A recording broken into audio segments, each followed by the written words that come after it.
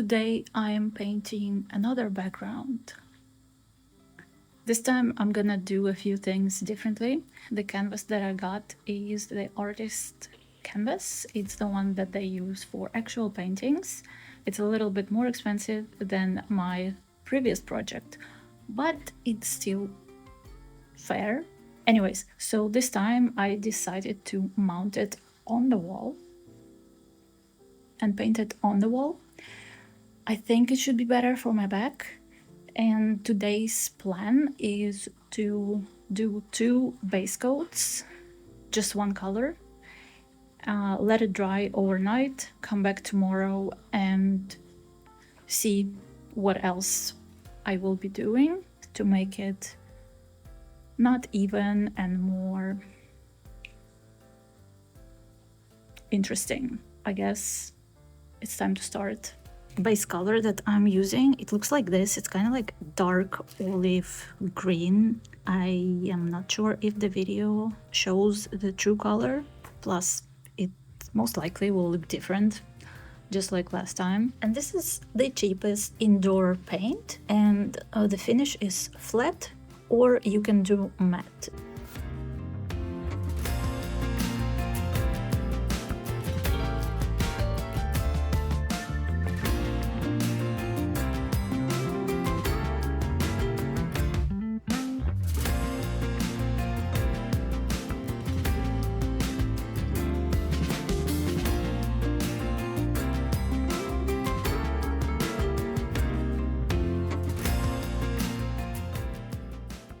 It was a good arm workout. It took me about 15-ish minutes to cover all of that.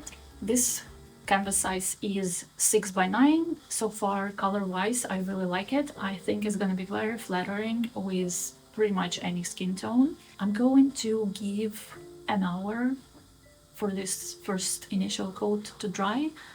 Then I'm gonna do another coat and leave this whole thing here overnight. I'm learning from my mistakes when I was making the first canvas, especially when it comes to picking up the colors for the backdrop. I highly recommend get a bunch of these samples in the store, go outside and see what they look like in the daylight. Thankfully, my first backdrop, it turned out really nice, even though I thought it was way too green. By the way, I have a video about it, you can check it. Every single time I have used it for portraits, it just worked. I have used so many different light variations with that, and every single time it worked. Paint that I'm using is the cheapest indoor paint that I could get from my local hardware supply store, and I've used a little bit of water to dilute the paint because I found it a little bit too thick for what I'm doing, so I've added some water to make it a little bit more liquidy and easier to spread on the canvas. Editing Marina speaking. So I figured I'm gonna add a little bit more details about the canvas and where I got it from. This website was suggested to me by a fellow artist in our building. I have chosen this one. It's medium weight, it's not see-through, it's pretty thick and durable, and it just feels really nice, and you know, it definitely doesn't feel cheap like those drop cloths from Home Depot or whatever. And when I was laying down the paint, it was so easy. So yeah, I definitely recommend these canvases if you're considering creating your own custom backdrops. The size of my canvas was 6 by 18 feet. I was able to cut it in half so I can create 2 backdrops. Up to certain width of the canvas, they ship it for free, and this is actually a big deal.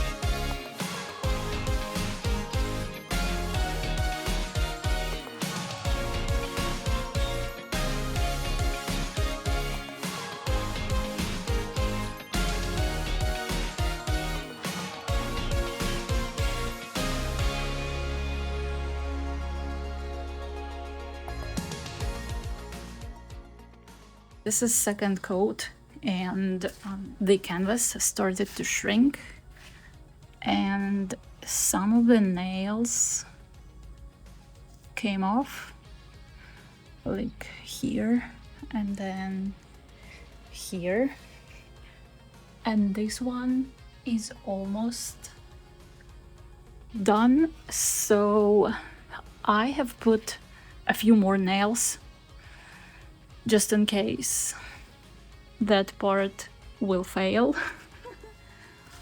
And I also put another extra nail on this side as well. So far I like the color. It looks really cool. I love it. Hopefully, fingers crossed, it's not gonna collapse overnight. Otherwise, it's gonna be very sad.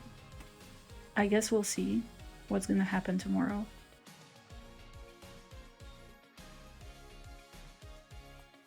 Day 2 of my painting. Well, it stayed on the wall, which is a good thing. This is what dried paint looks like. That nail stayed. Thankfully. This is pretty much how thick is the canvas. It's bendable, more uneven coverage, but it's not bad at all. I got a couple of extra paints here from my previous backdrop, which I made early 2022 or late 2021. I'm not sure.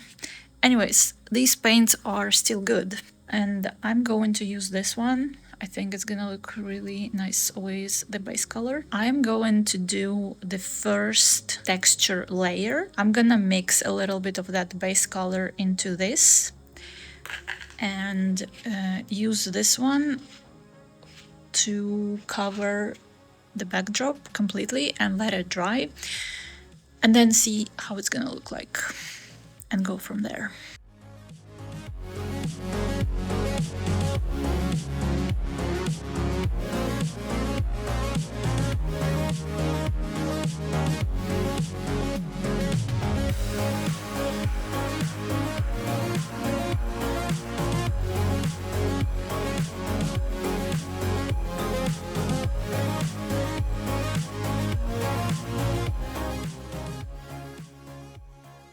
The problem with this textured roller, it leaves these marks, which I really don't like them. So I am going to try to find a way how to make them less sharp looking. I don't know. Basically, from this point, it's only experimenting and trying different tools, see what works the best.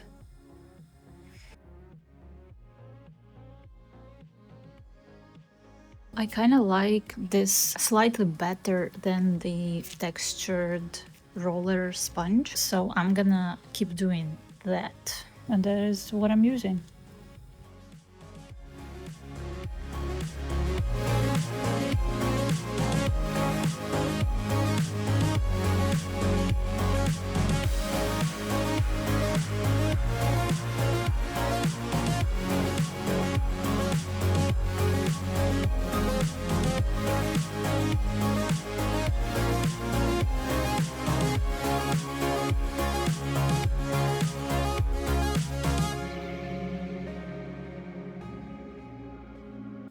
I did what I could here, and it was a lot of sweat. I think I'm gonna give it like half an hour to dry and see what it looks like. In person, it looks a lot more even than it looks on the video. This is definitely not the finished result. I don't like it yet, so I'll just keep doing it. I have a couple more ideas that I want to try and see what kind of texture I will get out of it.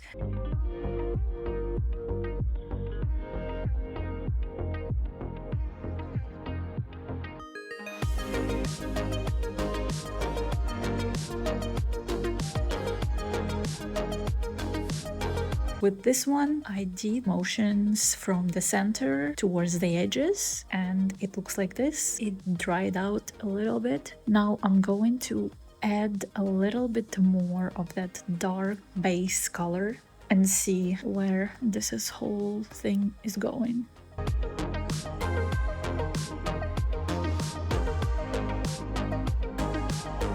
As I was putting the last coat of paint, I added a lot of water to it, and I have used just a rag to apply the paint, and I was very generous with it as well. So far I'm pretty happy with where this whole thing is going. I'm gonna leave it overnight and check on it tomorrow. If everything is good, I think I'm gonna stick to this and not gonna do anything else to it. And now we got golden hour. And of course I cannot paint in these light conditions. It's pretty, but it's not good for my painting, so until tomorrow.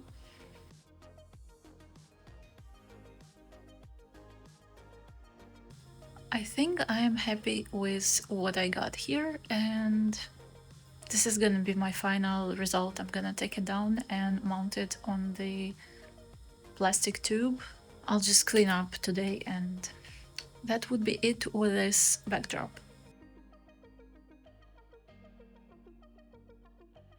Thanks for following my process of this backdrop painting. I will definitely do it again. I'm not sure which color I'm gonna do. Next one probably will be either dark blue or dark red. Leave me a comment which color I should do next, blue or red.